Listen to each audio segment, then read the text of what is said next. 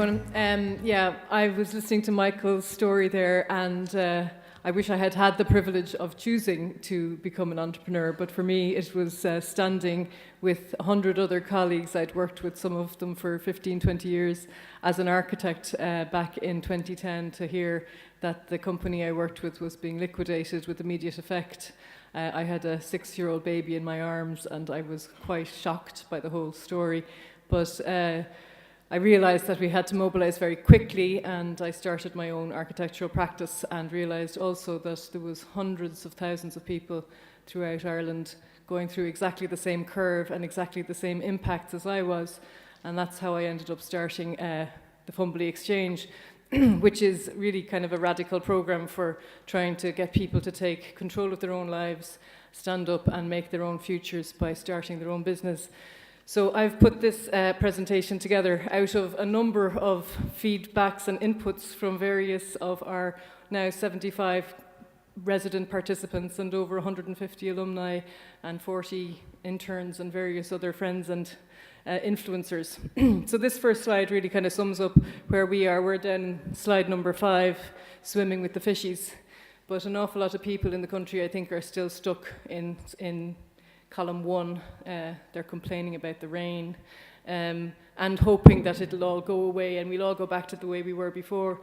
This is how a recession goes. It's like any other process of shock and trauma. You have to go through it, and you have to adapt, and you have to be flexible.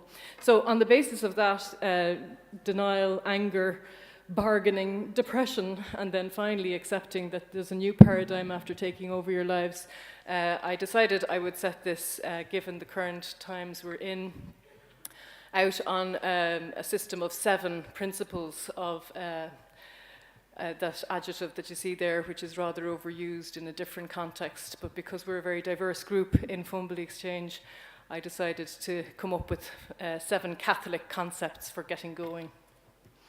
So starting with the Catholic concept of impulse, I think the Church Catholic institution might prefer to call that trouble, but there's some kind of impulse that I think Michael has told you about, the eureka moment, the road to Damascus moment, where you actually realize you're going to do something and it might be stupid. Which brings me on to the definition of lunacy. But you need to trust the voices inside your head. If you've asked yourself the questions or not, in my case that Michael put up at the end of his presentation, you know that you're going to do this anyway. You have your idea, and the next part of your idea is making it into something that's tangible and that the world can understand. So I'm going to go very quickly through these because this is a bit of a whistle-stop tour. You have your idea, your identity, and then you have to make a plan. An awful lot of people forget about the plan part. It is a very fun stage, this stage, but an awful lot of people get stuck in box number 2. Apparently building a business falls most often at choosing a name. But the planning part is absolutely crucial. If you don't make a plan for where you're going, your idea will not really crystallize at all. So making a plan is not for girls. The second concept I'm going to talk about is the concept of freedom, freedom of choice. I called kind of becoming an entrepreneur like going through this water curtain, because before I was always kind of working for the man. I always had to check with people what they needed done, what their objectives were, and I felt like my own ideas were often not heard. You have your own freedom now. You're in this space-time continuum. You feel like you're flying, and this is when you launch yourself off the edge with great optimism. And some people manage to fly at this point because they're lucky. This is true, the ground is glistening with coins. You have plenty of opportunities out there, but quite often, unless you're very, very well prepared and unless you're very, very lucky, you'll find yourself falling with style, which is pretty normal. And that's when your third Catholic concept comes in, the concept of guilt. You start to take responsibility for your failure, and this is where you start to get a little bit tangled up. You see the competition, you see that you're different, but your difference is maybe not that practically useful for the thing you're trying to do, and you realize that you forgot about finance. You know, finance is a bit like toilet paper. If you don't have it, you're in trouble. So this is where you realize that you're not a total genius, and this is when the fear sets in. A lot of people kind of run away from their business at this point.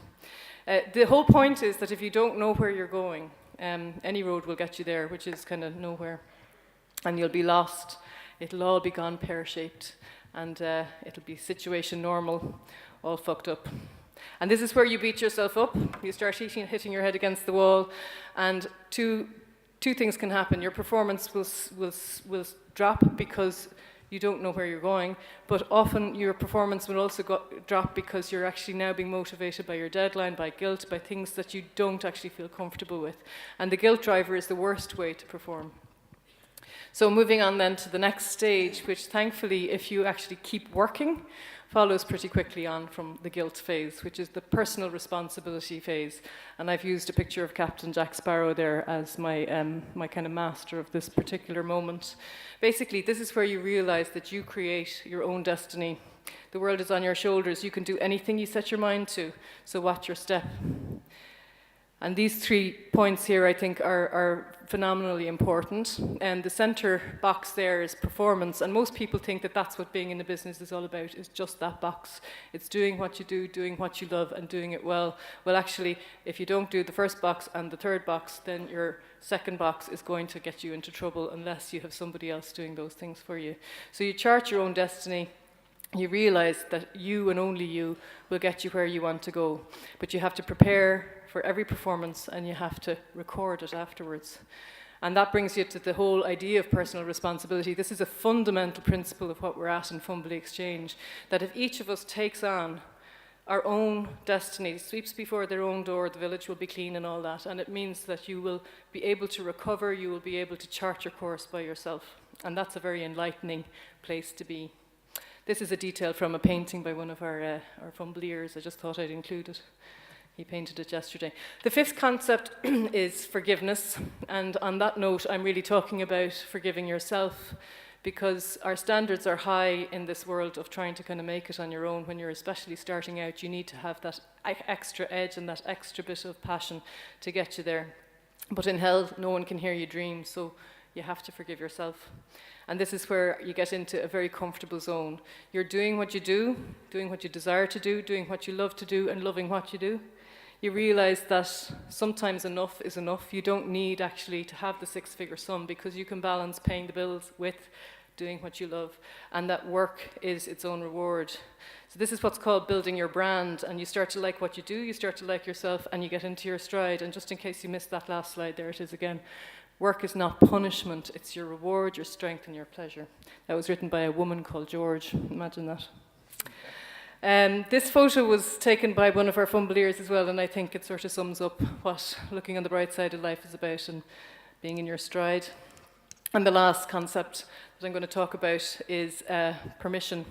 Give yourself permission to dream. Give yourself permission to consider your dreams and to take step outside when your dreams tangle you up. And then you'll be rolling like a river. But the 7th Catholic concept is style, and I thought that this person particularly captures it. But it also brings me to the point of always know when to quit. So after you get going, this is another Fumblier's poster.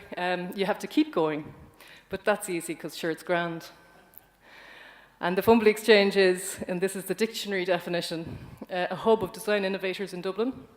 It's now in Balbriggan. It's about to open in Waterford. We're moving all over the country, and we're moving into other sectors like music and film and TV and craft, retail, and social entrepreneurship.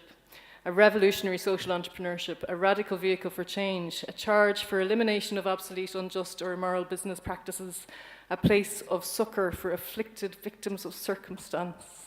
It's a place where we have events, exhibitions. It's a venue, a base, school, study, platform place, a centre, union, colloquium space. We are making work together. Thank you.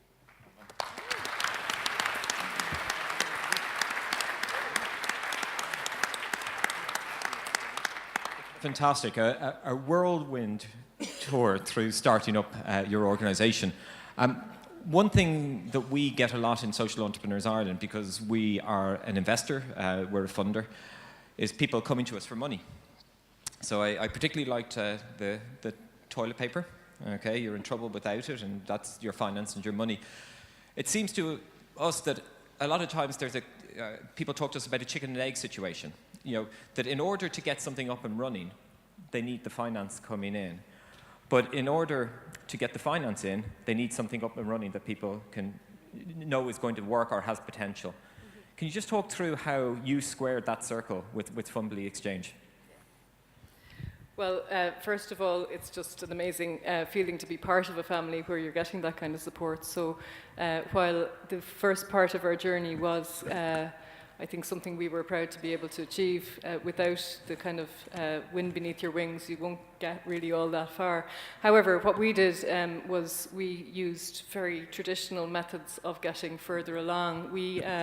We started by bartering. Basically, we had no money at all, and we got a team of pioneers who had various different skills. We had a space that was donated to us by a desperate landlord, which was in very bad shape. We got people who were prepared to offer their design skills, people who were prepared to put in timber screens, people who were prepared to hunt down and beg, borrow and steal desks and chairs from liquidation sales and all sorts of places. There's always a way. Money doesn't have to be the way at the start of anything that you're passionate about, but very, very quickly, if you don't manage to inject money into where you're going, you'll find that you run out of steam and you'll run out of energy and you'll end up getting sick. So for me, I run my architectural practice in tandem with the Fumbally Exchange, and thank God I managed to do very well this year by falling into the Social Entrepreneurs Ireland family, because that has managed to give us the float we need to actually get into our expansion programme. And already we've got 15 Fumbally Exchanges at feasibility level, so I think it's very much thanks to the programme that we're on that course. Thanks very much. George Boyle, ladies and gentlemen.